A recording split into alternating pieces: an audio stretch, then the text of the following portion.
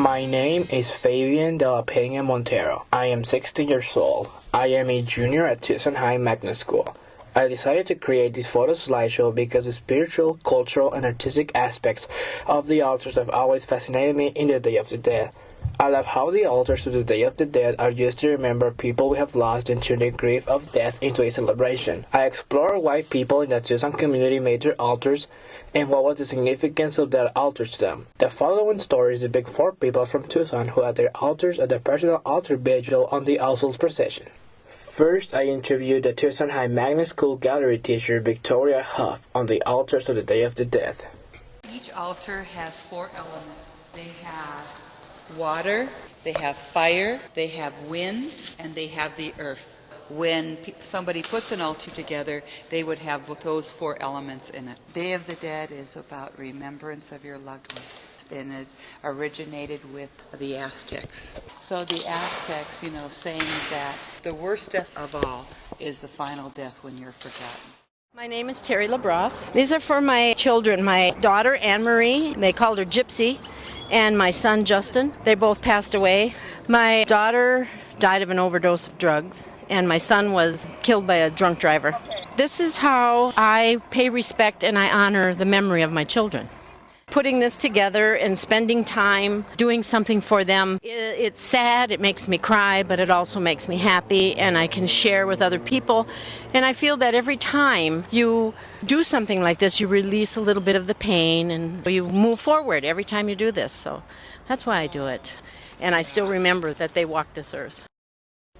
Next, I interviewed Laura Moreno at a personal altar vigil on the All Souls procession above the altar of her animals. It's for me to mourn them, but at the same time, it's to honor them because they've taught me a lot. They were great teachers. I don't have family. These were my family. That's how I'm learning how to relate to people. Beasley is a Cairn Terrier. He was 13 when he died of diabetes. This is Bruno. Bruno was a Chihuahua. He was 11 and he passed away with congestive heart failure. And Hector was my lilac-crested Amazon. He was 21 and he passed away from infections that he couldn't get over. At home, after each one died, I had an altar and I never took them down, and I haven't been able to let them go. So I'm hoping that by doing this, I can let them go. Robin Zank, just like the bird. That's what my father, who one of my shrines is made to, always called me. He never called me by my real name, just Bird. Last April, I lost my sweetheart Robert of 7 years. 2 weeks later, I lost my father of 88 years. The 2 men that loved me both more than anyone else other than my son. And these are expressions of my love to both of those men. My sister called saying my father had died after an operation that just didn't work for him.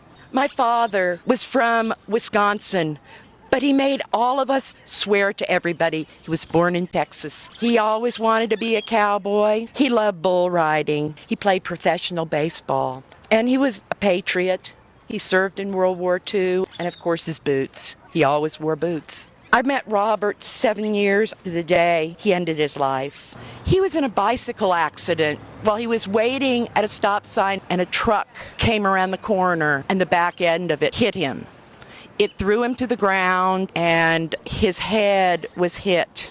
He was never right after that. About 4 months later, he put a gun to his head.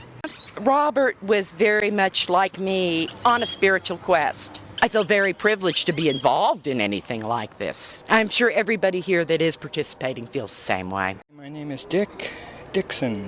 I'm honoring first off my fiancée who is in the center. She died in 2005. On March the 3rd, she was 29 years old, got cancer, and it took her that quick. It actually makes me feel a little better. When it first happened, of course, with my fiancée, who I was there at the moment she did pass away, it was just devastating. In 2005, that was the first year I attended the All Souls procession, and at the end, at the finale, it was such an uplifting experience. Each year I get a little better with the grief. I'm only sad for me, because I'm still here.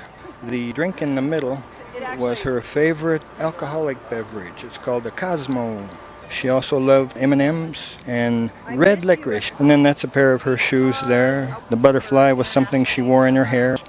And the bracelet on the left there is a Christmas bracelet. Her last Christmas, her mother gave her that and she wore it in the hospital.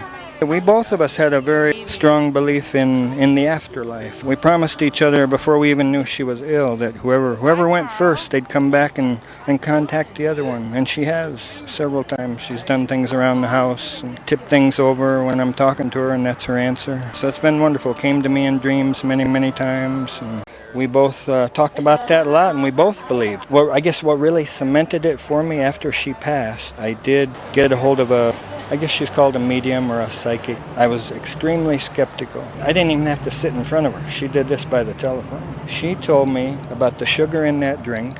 I did tell her Sophia's name. I didn't even tell her she had passed away, first of all, but that she described her.